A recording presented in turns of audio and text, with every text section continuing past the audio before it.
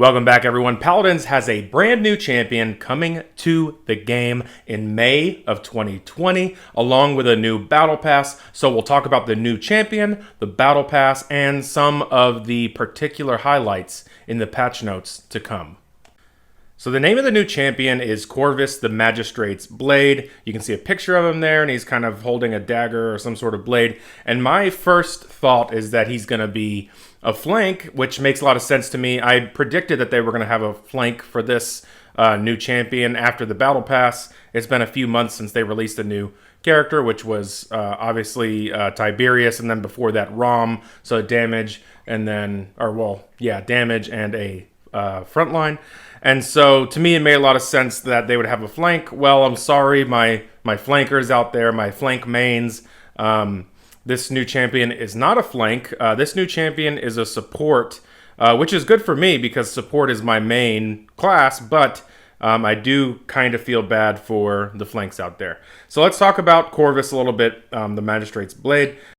First of all, every time I see these melee wielding supports or characters, I always think they're going to be a melee. And again, he's not a melee, kind of like Furia. I thought when Furia came out, she was going to be a melee, and she's not a melee either. Anyway, let's kind of talk about his build. This is the overview. It kind of goes over his backstory. And if you've been playing Paladins for a while, you know all of these champions have some sort of lore or backstory, which I'm not going to get into at the moment. But let's actually talk about what this new champion does. First of all, obviously, role of support, as I mentioned before. 2200 HP, which is about what typically you'll see on a support. The weapon is an officer's pistol. It's a machine pistol that deals 70 damage every 0.07 seconds. So a very low amount of individual damage, but when it comes to DPS, it seems like it's going to be very high. A maximum ammo count of 50 and is fully effective up to 110 units. So a very fast firing machine pistol, since it's doing that little of damage, but it's over such a very small period of time. So that'll be interesting. I think that's like going to be a brand new type of weapon. Usually we see the fast firing, low damage weapons on flanks, like Talus and Sky and I can't think of his name, but the guy that has the blades and the machine pistols. But anyway, so we're going to have a machine pistol on this new support. The alt fire, which is L2 on PlayStation. Abyssal Reconstruction, targeting an ally to infuse them with the power of the Abyss, healing for 350 over 0.5 seconds, and then a burst of health, or of 800 health, has a range of 150 units. Obviously, we've been seeing this kind of thing with healers lately. Well, support, I call them healers. A lot of people call them healers. We see it with Genos, he's not new, but he's a newer healer. We see it with Furia, where they just kind of have that tap heal, and it does some sort of drip healing. And then it has most of the time they have some sort of burst heal as well, but single target. And then it talks about the first ability, target Mark of Fate, target an ally who is to be marked by fate. This ability can be used through the wall or through walls, just like Genos. Can only mark one ally at a time, has a range of 250 units. So marked allies receive 55% of the healing done to other allies. Directly healing a marked ally will provide the following benefits. Increase the healing done by the marked target by 10%. Reduce the cooldown of Abyssal Reconstruction, which is your healing ability, by 1 second. The mark will bounce to the nearest ally should the marked ally die and will disappear on Corvus's death. So there's a couple things here to take note. One, this is like your link. You're linking with some sort of ally, assumedly the tank, but I think that people are going to really meta this up to link with like a flank that's super downrange, and so that the flank can receive a portion of the healing that's being done to the front line. And I think that's going to be super OP, kind of like with Genos, where if you throw a heal on a flank and they're 1v1ing another flank of equal or even slightly better skill level, the flank that has that Genos heal is typically going to win, and that's what makes Genos such a strong support. And I think that with this is going to kind of play off of that. Additionally, and this is huge, the fact that if the person with the mark dies, it bounces to another ally, means that it is you set it the one time and then you're good until you die, unless you want to reset it on a specific hero or champion, and that's a huge deal. And so this is going to make this guy extremely powerful as a healer. So we have that. As a healer, we're already seeing that he's going to be extremely powerful. I believe that it looks like his primary weapon will be very strong as well, since it's a machine pistol. And remember, the more shots that you're shooting out, even though the damage is lower as far as individual shot, the DPS is high, and you can miss more shots because you have so many shots firing in such a small period that you have the liberty to miss more shots than someone like a Leon or any sort of character that has a slow, that fires slowly. All right, so the next ability is projection. Project a manifestation of your will forward, piercing enemies and stopping on collision with the environment or traveling 150 units. Deal 400 damage and slows enemies hit by 35% for 1.5 seconds. Can reactivate to teleport during flight for 3 seconds after stopping. If you choose not to teleport, the cooldown of the projection is reduced. So, when you project this manifestation of yourself, we've kind of seen this already in, oh God, what's her name? What's the name of the healer you like to play? Oh, Ying. Ying. So we see this in Ying, where she creates clones of herself. And a lot of times, if there's 3 of them, it can be tricky to know which one to shoot when you're in the heat of battle. And this is going to be another one of those situations. Obviously, it's not going to be like Ying. There's not going to be clones of this guy sitting on the battlefield. But you're going to project the manifestation of your will forward, which I'm assuming is going to look like a clone of yourself. And then, obviously, this is his crowd control ability, which if you look at supports, most of them have some sort of crowd control ability. Furia has the giant beam. I mean, she is the crowd control queen, but the giant beam that stuns anything in her path. Genos has the knock up. Ying doesn't have one, but she also has really high mobility. Well, I guess you think that you can build her to have some sort of stun. But if you look at most of the supports, they have some sort of crowd control ability, and this is his crowd control. So support is like a healer and crowd control, and then that's what this is going to do. The ultimate entropic breach. Focus your will with an iron grip to channel the dark secrets of the abyss. Rise up in the air and gain the ability to call down an abyssal strike that damages and slows enemies in an area. Can be reactivated to cancel. The damage you take is reduced by 60%, and you are immune to crowd control while you're channeling this ability. While hovering, target the ground to call forth an explosion of energy, dealing 15% of enemy target's maximum health as damage and creating a charged area that persists for 6 seconds. This area deals 6.25% of enemy target's maximum health as damage every 0.5 seconds and slows enemies caught in it by 33%, which is actually really great. It's a really good but somewhat balanced ultimate at the same time. And before I get into that, remember, typically these new champions are broken. You see it with every single champion that comes out. They're broken when they first come out because this is a free-to-play game, and if you don't have the champion pack, they want you to spend some sort of money on their new champions. They want you to buy skins, they want you to actually buy the champion, etc., etc. They're typically pretty broken, but also they're only available in casual play, so you won't see this guy in competitive or ranked anytime soon. Now, what this entropic breach does is he'll float in the air, he'll cast some sort of AoE on the ground, and it's going to do a percentage of your damage, and it's going to slow you, crowd control, whatever. And so it's great for the fact that dealing 15% of the enemy target's maximum health as damage. So if your maximum health is 1,000, then it's going to do 150 damage, 2,300, etc., etc. No matter how much HP the person has you're hitting, it does whatever their maximum health value is as damage. So this is going to be especially strong against tanks, since obviously, front lines, they have more HP. So we'll have to see how this plays out, and then also it does a damage over time.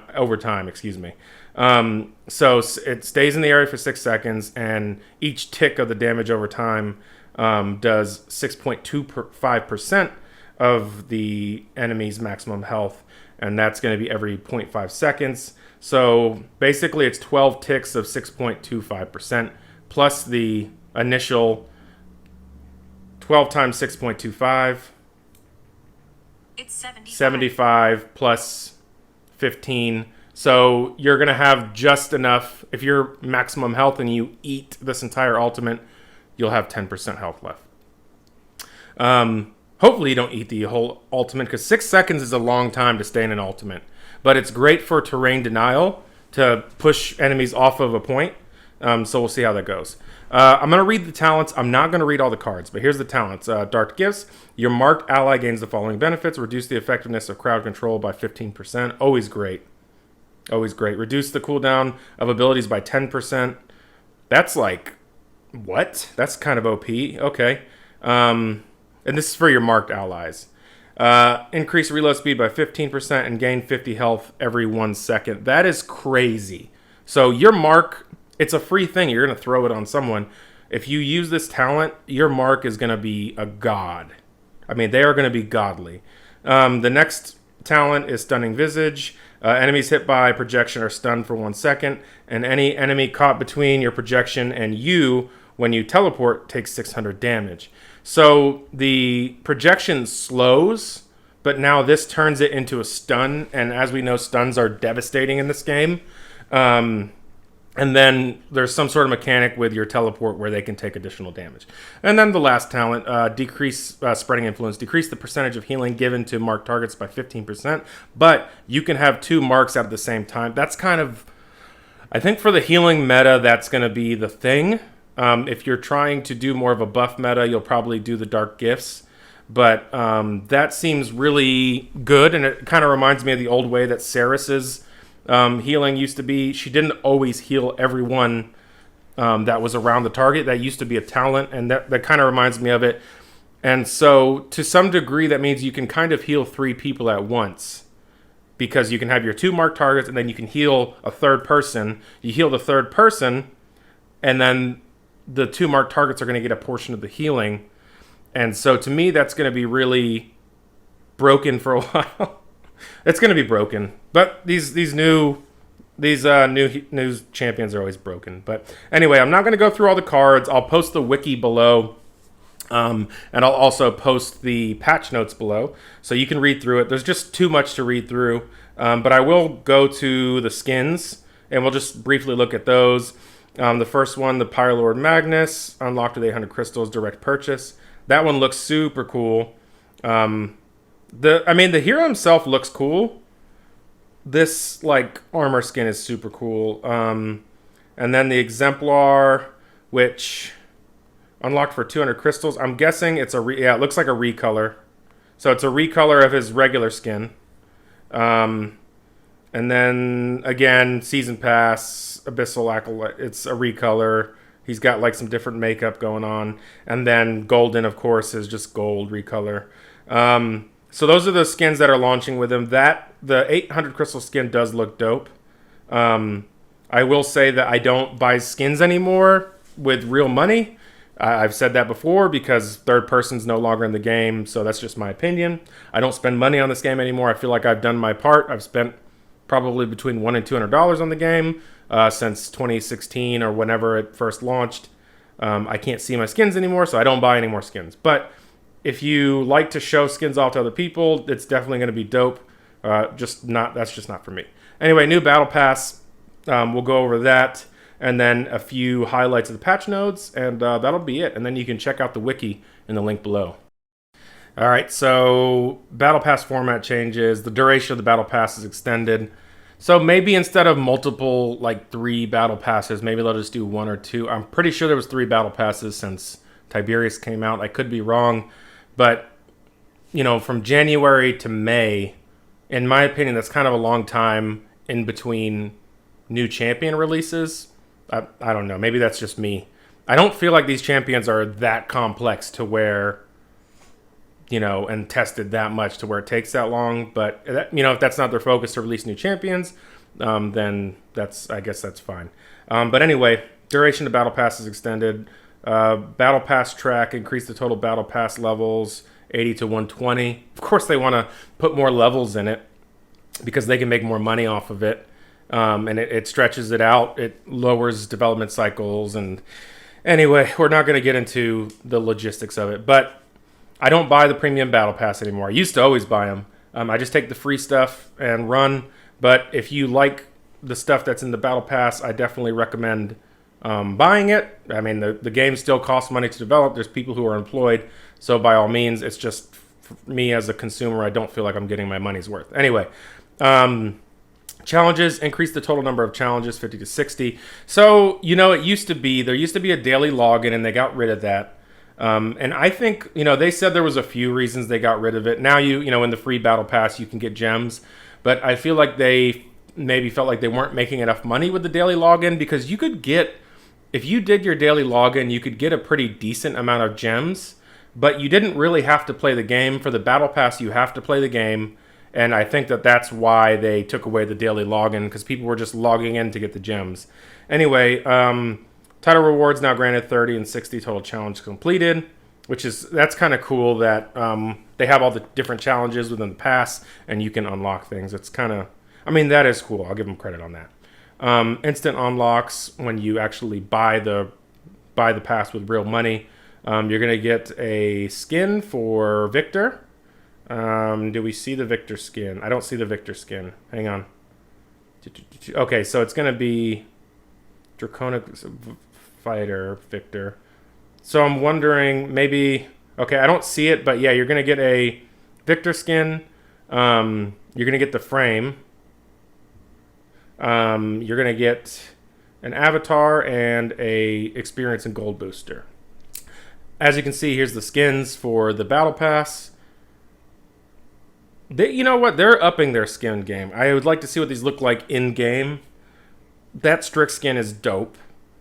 That Khan skin is... I have to see what this looks like in game, but that looks disgusting. I might actually have to play Khan now. That is... Wow. That is a disgusting looking skin. Soulfire Furia, one of my main champions. Awesome skin. She needed more skins anyway, but she has a decent amount. There's the Victor skin, Hunter's Bane, which is different than the Draconic Fighter. You gotta love the multiple Victor skins. There's the Strix skin, another Strix skin, and then here's a recolor of the previous Khan skin, which I think that the other one is actually cooler, and then a recolor of the Furia skin, which... Yeah, I think the blue looks better than the gold for the Furia skin. Anyway, that's mainly it. There's some other things in the Battle Pass that you could look at. Looks like they did a visual update for the Magistrate's archives. That's kind of cool. You can check that out. Wanted to touch base on a very few... this new mount looks awesome, by the way. I got to see what it looks like in game. Looks super awesome. We'll have to... definitely check that out. Anyway, gonna skip all this other stuff and go down to... There's some stuff in ranked, but going down to the balance changes. A few notes here, and then we'll go ahead and end the video. So firstly, when I come to the frontline portion of this, I expect to see some sort of just outright nerf for Rom. Rom is so tanky. Rom is by far the tankiest person or champion in this game. And that there's no Rom nerf on here is really disappointing. And that's coming from someone who plays as Rom and abuses the tankiness, because if I'm going to play as the character, I'm definitely going to play it to its potential. And also someone who has to play against Rom. And another thing about Rom being so tanky... Look at the amount of, at the end of the game, don't just look at, who did what and what role, who got their participation trophy. Look at the actual board of the amount of damage and healing and eliminations and everything that everyone's done. When you are having trouble with a ROM, or your ROM is kicking some serious ass, look at their damage. It's absurd the amount of damage that ROMs are doing for being as tanky as they are.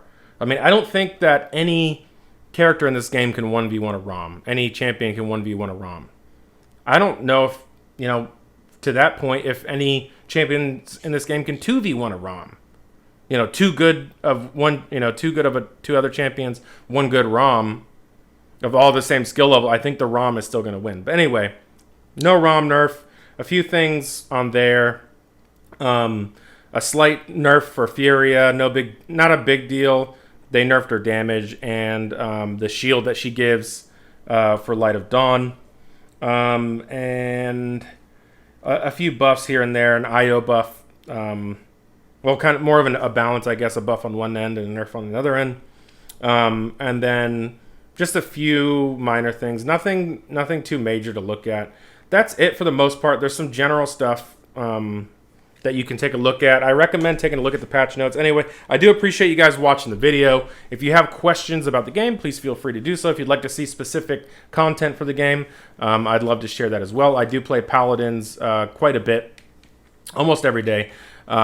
So I'm still enjoying it, still very salty about all the changes they've made, taking away third person, the kill cam, the play of the game, adding in these stupid ass participation trophies. I do like the combinations, but the participation trophies they're really annoying. It caters to casuals. It makes everyone feel good. No matter how shit you are, it will give you some sort of accolade for how you played. Even if you sold your team and played just complete trash, it's still going to give you... I hate it. I think it's bull crap. But anyway, I hope you guys are well with this COVID-19. Please like, subscribe, and until next time, thanks for watching.